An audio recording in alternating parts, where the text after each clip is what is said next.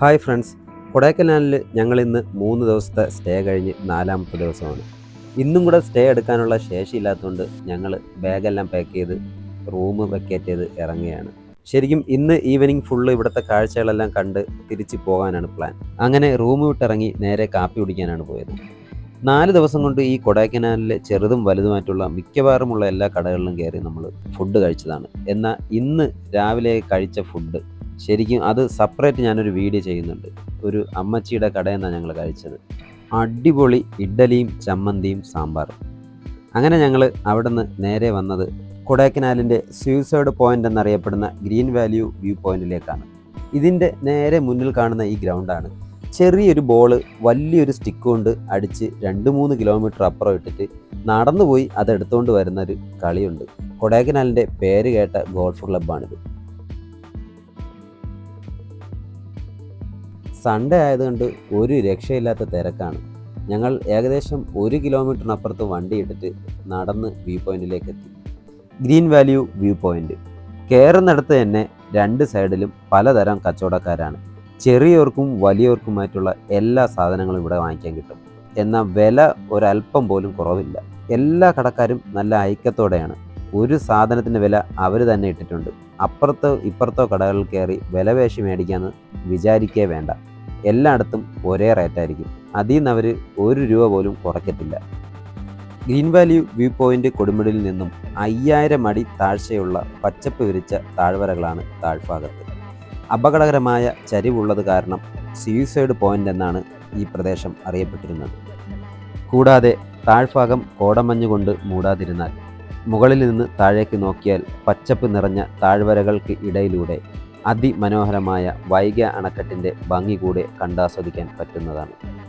കൊടൈക്കനാലിൻ്റെ പ്രകൃതിദത്തമായ സൗന്ദര്യവും തണുത്തതും സുഖകരവുമായ കാലാവസ്ഥ ആസ്വദിക്കാനും ഏറ്റവും നല്ലൊരു ബെസ്റ്റ് ഓപ്ഷനാണ് ഗ്രീൻ വാല്യൂ വ്യൂ പോയിൻ്റ്. അങ്ങനെ ഞങ്ങൾ അവിടെ നിന്നിറങ്ങി അടുത്ത് പോയതാണ് pillar rock view point. Pillar റോക്കുകൾ 3 ലംബമായ ഗ്രാനൈറ്റ് പാറകളാണിവ. ഇടതൂർന്ന മഴക്കാടുകളുടെ ഇടയിൽ തോളോട് തോൾ ചേർന്ന് നിൽക്കുന്ന അതുല്യവും ഭയാനകരവുമായ ഏകദേശം തറനിരപ്പിൽ നിന്നും 400 അടി ഉയരത്തിലാണ് സ്ഥിതി ചെയ്യുന്നത്. കൊടൈക്കനാൽ ഹിൽ സ്റ്റേഷനിൽ ഏറ്റവും കൂടുതൽ ആളുകൾ സന്ദർശിക്കുന്ന ഒരു പ്രധാനപ്പെട്ട സ്ഥലങ്ങളിൽ ഒന്നാണ് പില്ലർ റോക്സ്. പില്ലർ റോക്കുകളിലേക്കുള്ള പ്രവേശന സമയം ഞായറാഴ്ചകൾ ഉൾപ്പെടെ രാവിലെ 9-നും വൈകുന്നേരം 4-നും ഇടയിലാണ്. ആൾക്ക് 10 രൂപയും കൂടാതെ ഫോട്ടോഷൂട്ടിന് 20 രൂപയും നൽകണം. പില്ലർ റോക്കുകൾക്കിടയിൽ ഒരു ഇരുണ്ട അറയുണ്ട്. ഡെവിൾസ് കിച്ചൺ എന്നാണ് അറിയപ്പെടുന്നത്. വർഷങ്ങൾക്ക് മുമ്പ് ഡേവിഡ് ഗല്ലി എന്നൊരാളുടെ ഭാര്യ ഐറിൻ ഗല്ലി ഈ തൂൺ പാറകൾക്കിടയിൽ വഴുതി വീണതായി പറയപ്പെടുന്നു. ഇതിനെ തുടർന്ന് ഡേവിഡ് ഗല്ലിയും അതിൽ തന്നെ ആത്മഹത്യ ചെയ്യുകയും തുടർന്ന് ഒരുപാട് ആളുകൾ ഇതിൻ്റെ ഇടയിൽ മരണപ്പെടുകയും ചെയ്തതിനാലാണ് ഡെവിൾസ് കിച്ചൺ എന്ന് അറിയപ്പെടുന്നത്. അങ്ങനെ ഞങ്ങൾ പില്ലർ റോക്സിൽ നിന്നിറങ്ങി കൊടൈക്കനാലിലെ നൂറ്റാണ്ടുകളുടെ പഴക്കമുള്ള ആദ്യം ചെകുത്താൻ്റെ അടുക്കള എന്നും ഡെവിൾസ് കിച്ചൺ എന്നുമൊക്കെ അറിയപ്പെടുന്ന പില്ലർ റോക്കിൻ്റെ അപ്പുറം സൈഡായ സാക്ഷാൽ ഗുണ കേവിലേക്കാണ് നമ്മൾ പോകുന്നത്. സ്ഥിരം കാഴ്ചകളാൽ പ്രതാപം മങ്ങിപ്പോയ കൊടൈക്കനാലിൽ നമ്മുടെ സ്വന്തം മഞ്ഞുബൽ ബോയ്സിൻ്റെ വരവോടെ ഹിറ്റായ ഗുണ കേവിലേക്ക്.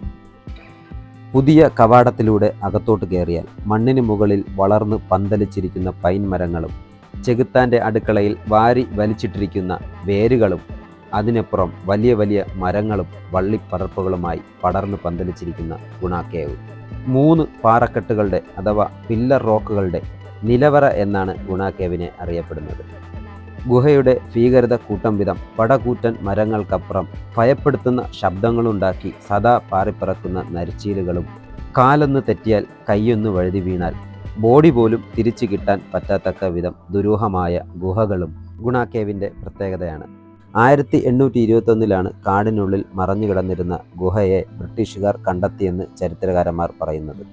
എന്നാൽ 1900 ഗുഹ കാണാൻ വീണ്ടും സഞ്ചാരികൾ എത്തിത്തുടങ്ങിയത്. മഹാഭാരത കഥയിൽ പറയുന്നത് പ്രകാരം പഞ്ചപാണ്ഡവരുടെ അജ്ഞാതവാസക്കാലത്ത് പാണ്ഡവർ ഭക്ഷണം പാകം ചെയ്തിരുന്നത് ഈ ഗുഹയിൽ ആയിരുന്നുവെന്നാണ് കഥ.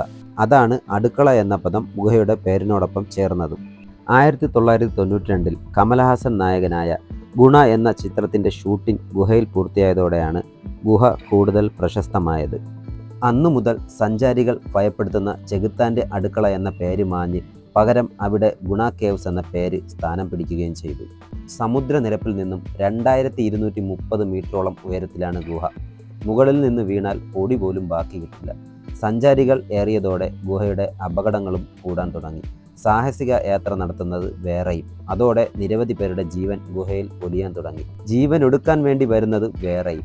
അതോടെ സർക്കാർ ഇടപെട്ട് ഗുഹയിലേക്കുള്ള സഞ്ചാരികളുടെ പ്രവേശനം അപ്പാടെ തടയുകയും പിന്നെ ഏറെ കാലങ്ങൾക്ക് ശേഷം ഗുഹയിലെ അപകടമേറിയ സ്ഥലങ്ങളിൽ വലിയ വലിയ ഇരുമ്പ് കമ്പികൾ കൊണ്ടുള്ള വേലി കൊണ്ട് അടച്ചു പൂട്ടിയതിനു ശേഷം മാത്രമാണ് സഞ്ചാരികൾക്കായി ഗുഹ തുറന്നു കൊടുത്തത്. എന്നാൽ സ്ഥിരം കാഴ്ചകളാൽ മടുത്തു തുടങ്ങിയ കൊടൈക്കനാലിലേക്ക് നമ്മുടെ കേരളത്തിൽ നിന്നും ഒരു കൂട്ടം ചെറുപ്പക്കാർ വരികയും അതിൽ ഒരാൾ ഗുഹയിൽ അപകടത്തിൽപ്പെടുകയും ഇന്നേ വരെ ഗുഹയിൽപ്പെട്ടവരാരും തിരിച്ചു വരാത്തതും രക്ഷിക്കാൻ പറ്റാത്തതും ബോഡി പോലും കിട്ടാത്തടത്തു നിന്ന് വളരെ അത്ഭുതകരമായി ആ ചെറുപ്പക്കാരനെ രക്ഷിക്കുകയും അത് പിന്നീടൊരു സിനിമയായി ചിത്രീകരിച്ച് മഞ്ഞുമൽ ബോയ്സ് എന്നിറങ്ങി വൻ ഹിറ്റായതോടെ വീണ്ടും കൊടൈക്കനാലിലേക്കുള്ള ജനങ്ങളുടെ കുത്തൊഴുക്ക് കൂടുകയും അതിനു പുറമെ ഇപ്പോഴുള്ള ഗുണ കേവിലെ സ്ഥിരം കാഴ്ചയാണ് ഭാഷ വ്യത്യാസമില്ലാതെ മഞ്ഞുമൽ ബോയ്സിലെ ഹിറ്റായ ഡയലോഗുകൾ ആവർത്തിച്ചാവർത്തിച്ച് കൂക്കി വിളിക്കുകയും കുട്ടേട്ട സുഭാഷേ എന്നുള്ള വാക്കുകളാൽ മൂടിക്കിടക്കുകയാണ് അന്തരീക്ഷം.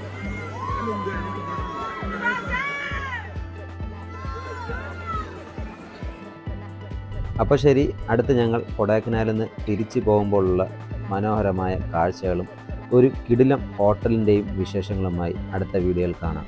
ഓക്കേ.